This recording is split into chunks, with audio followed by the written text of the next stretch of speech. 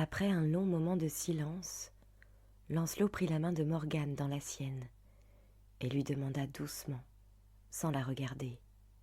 « Avez-vous déjà participé au feu de Beltane ?»« Non, je dois rester vierge tant que la déesse le désire et me garder pure pour le grand mariage. » Mais devait-elle vraiment rester chaste? Et que répondrait-elle si Lancelot lui demandait sa virginité? Cette volonté de la déesse ou de Viviane lui paraissait soudain intolérable, comme une épée de feu fichée entre leurs deux corps étendus pour les séparer. Brusquement, Lancelot se leva.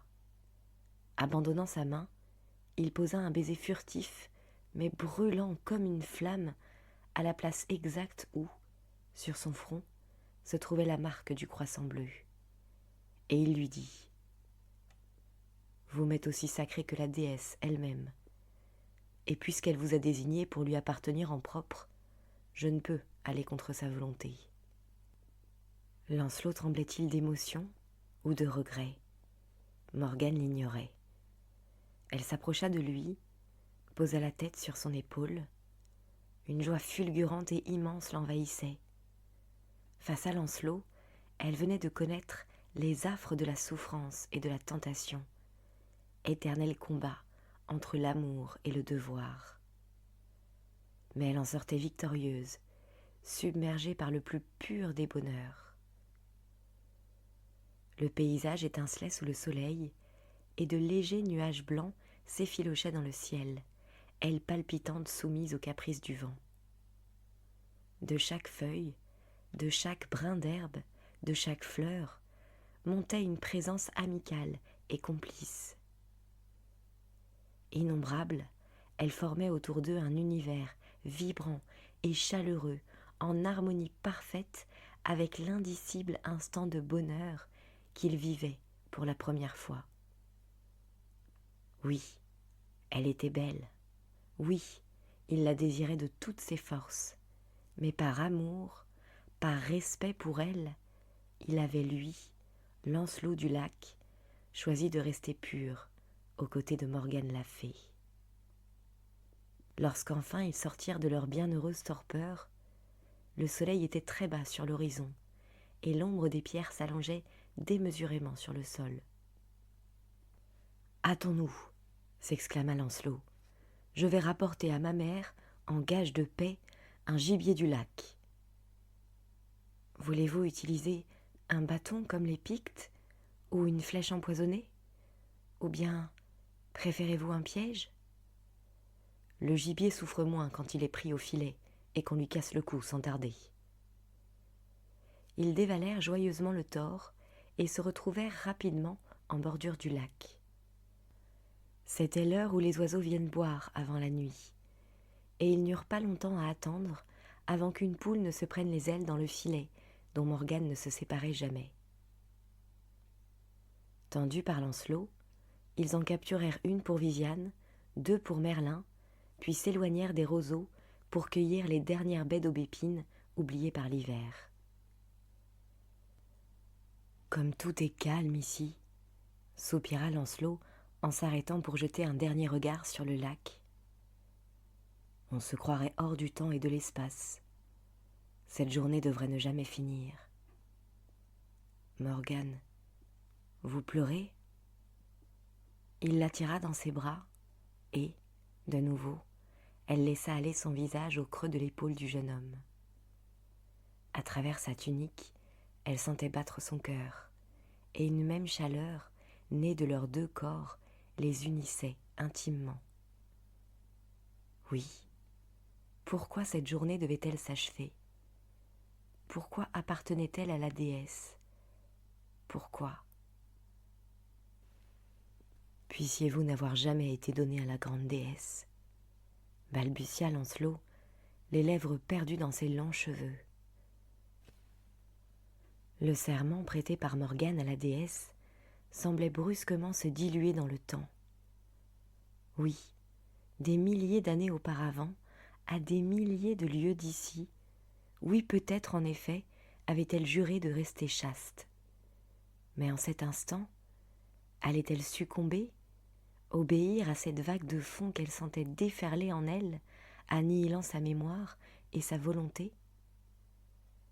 Que serait-il advenu d'elle et de lui si, à l'instant précis où leurs lèvres se joignirent pour la première fois, un bruit étrange n'avait frappé les oreilles de Lancelot? « Morgane, entendez-vous » ? « Non, je n'entends rien. C'est le clapotis de l'eau, ou le vent dans les roseaux, ou peut-être un poisson sautant hors de l'onde. » Mais le bruit recommença. On aurait dit une plainte, un gémissement. « N'est-ce pas quelqu'un qui pleure ?» s'interrogea tout haut Lancelot.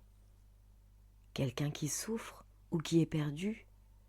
On dirait une voix d'enfant. » Ou de quelque jeune prêtresse, pensa aussitôt Morgane, qui, malgré l'interdiction, se serait éloignée de la maison des Vierges et aura perdu son chemin. Elles sont toutes d'une telle étourderie, de véritables petites filles, des cervelles d'oiseaux. Ensemble, ils se dirigèrent vers l'endroit d'où venaient les plaintes, qui s'arrêtaient et reprenaient à intervalles réguliers. Autour d'eux, la brume se levait en vagues laiteuses, et Morgane se demanda, non sans anxiété, s'il s'agissait là du brouillard dû à l'humidité qui accompagnait chaque coucher de soleil, ou du rideau de brume qui enveloppait le royaume magique. Soudain, Lancelot s'élança en direction du lac en criant « Là, c'est par là !» Morgane le suivit, et ils furent aussitôt dans les hautes herbes, d'où émergeait une forme ruisselante et trébuchante, secouée de sanglots. Non, ce n'était pas une prêtresse, ni une novice. Alors qui était-ce donc ? Apparemment très jeune, frêle et menue, elle était, dans sa robe trempée qui lui collait au corps, avec ses yeux remplis de larmes et ses cheveux dégoulinants, l'image même du désespoir. Mais elle était très belle aussi. Morgane, en la regardant davantage, ne put s'empêcher d'évoquer quelques très anciennes statues de déesses ou de fées aquatiques. Sa peau était si blanche qu'elle en devenait çà et là presque transparente. Ses cheveux blonds avaient des reflets d'or pâle, et ses yeux étaient plus bleus qu'un ciel de printemps. La malheureuse s'accrochait à des touffes de roseaux pour tenter de s'extraire de l'eau, et de temps à autre rabattait sur ses chevilles, d'un geste navré, le bas de sa longue robe qui s'obstinait à remonter au-dessus de ses genoux. Lancelot, qui était resté stupéfait devant cette apparition, se décida enfin à lui venir en aide.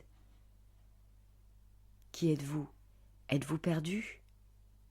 Elle leva vers lui un regard plein de détresse et articula péniblement entre deux sanglots. « Voilà des heures que j'appelle les sœurs à mon secours, mais personne n'est venu. Je ne comprends pas ce qui m'est arrivé. Tout d'un coup, la terre a tremblé et je me suis retrouvée dans l'eau jusqu'aux épaules. Mais où sommes-nous ? Quel est ce lieu que je ne connais pas ?